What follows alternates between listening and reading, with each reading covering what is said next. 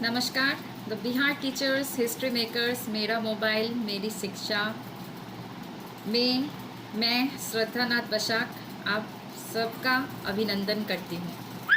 जैसा कि मेरे लास्ट एक वीडियो में मैंने नृत्य के कुछ रसों के बारे में व्याख्या की थी, तो सारे रस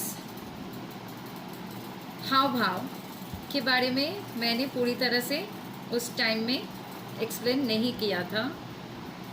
इसलिए आज मैं पूरी तरह से आपको एक्सप्लेन करना चाहूँगी। जैसे नृत्य में, कथक नृत्य में 9 तरह के रस होते हैं जिनको नवरस कहा जाता है। उनमें से जैसा कि मैंने पहले भी कहा था, श्रृंगार रस। श्रृंगार रस में थोड़ा सा मुस्कान, थोड़ा सा शर्माना, उसमें ही थोड़ा सा प्यार झलकाना, ऐसे एक्सप्रेशन जिससे ये सारे भाव प्रदर्शित किए जा सकते हैं, उनको श्रृंगार रस कहते हैं।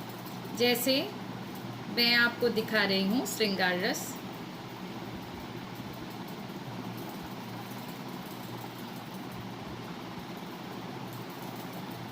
अब उसके बाद आता है वीर रस, मतलब जिससे वीरता झलकाना है, वीरता को प्रदर्शित करना है।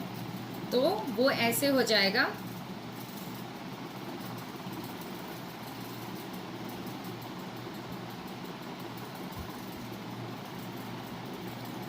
अब उसके बाद जैसे आएगा अद्भुत रस, मतलब ये सारे एक्सप्रेशन, हाव भाव जो है ना, रस, काफ़ी जगह हम इनको विदाउट मुद्रा, मतलब बिना हाथ से कुछ दर्शाते हुए, सिर्फ ये फेस से हम लोग एक्सप्रेस करते हैं।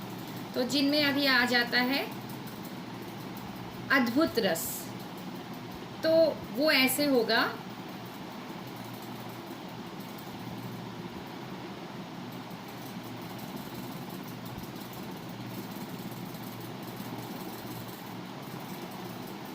अब उसके बाद आता है हास्य रस, जिसमें बहुत स्माइलिंग फेस, बहुत चीयरफुल एटीट्यूड रखना है।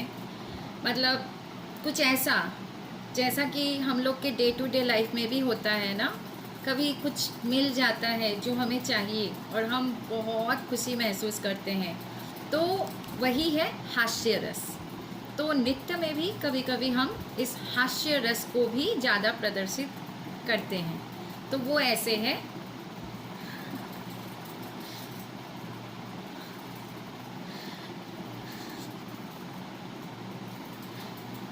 अब उसके बाद आता है भयानक रस, जो कुछ ऐसा देख लिया मानो कि आपको भय लग गया, मतलब आप भयभीत हो रहे हैं।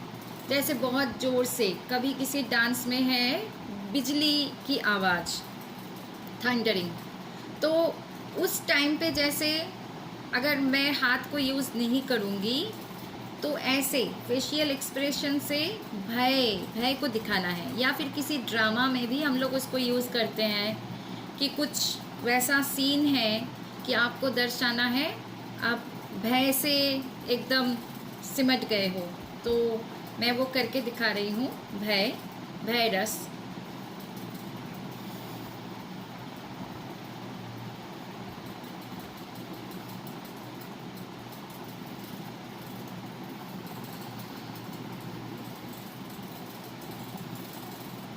अब उसके बाद आता है विभत्स रस। विभत्स मतलब कुछ ऐसा कि आपको बिल्कुल भी अच्छा नहीं लग रहा है, मतलब देख के ही लग रहा है कि ओ माय गॉड मैंने क्या देख लिया, या मतलब एक अंदर होना ना बेचैनी सा, तो उसको दर्शाएंगे कैसे, वो मैं दिखा रही हूँ। विभत्स रस।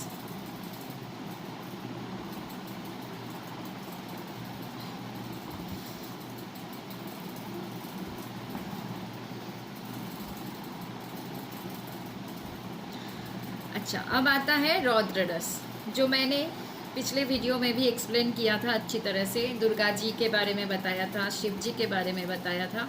तो आज फिर से मैं वो रिपीट नहीं करूँगी, वो तो आपको पता ही चल गया है। लेकिन ऐसे ही रौद्र रस, वो किसी के ऊपर भी किसी टाइम में, किसी गाने में या ड्रामा के सीन में, हर जगह में ही हम उसको यूज़ कर सकते हैं। तो वो हो जाएगा आप क्रोधित हो गए हो, रौद्र रस।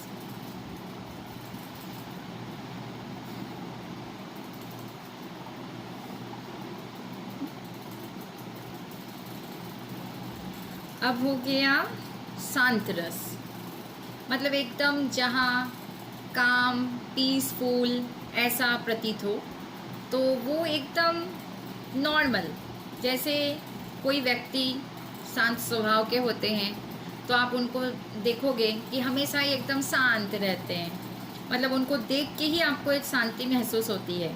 तो वैसे ही नॉर्मली जब हम किसी भी देवी को डांस के माध्यम से दर्शाते हैं, या कहीं पे जैसे आज सभी जैसे अभी किसी भी वंदना में या गुरु वंदना में गुरु को प्रदर्शित करने के लिए, गुरु को दर्शाने के लिए, या जैसे गुरुर ब्रह्मा, गुरुर विष्णु, तो ये सारे में बहुत वो शांत रस को हमें दर्शाना है। तो वो ऐसे